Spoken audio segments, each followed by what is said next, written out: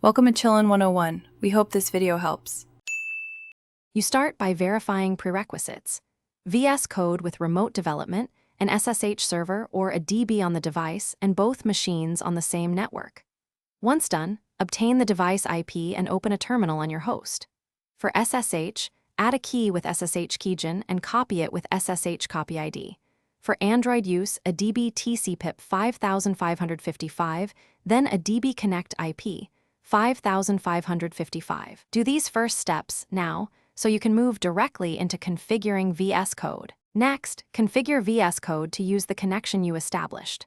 Once your SSH key and host alias exist, add host, hostname, user, and port to // /config so Vscode can pick it up.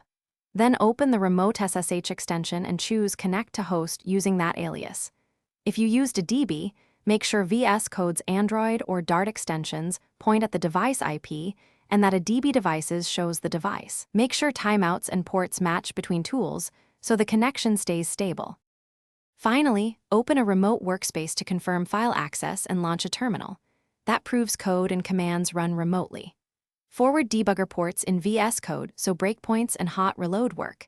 Typical ports include 9229 and 3000.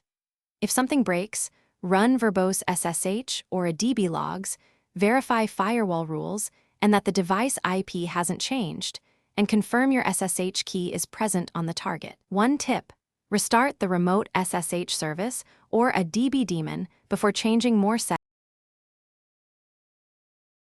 Thanks for watching.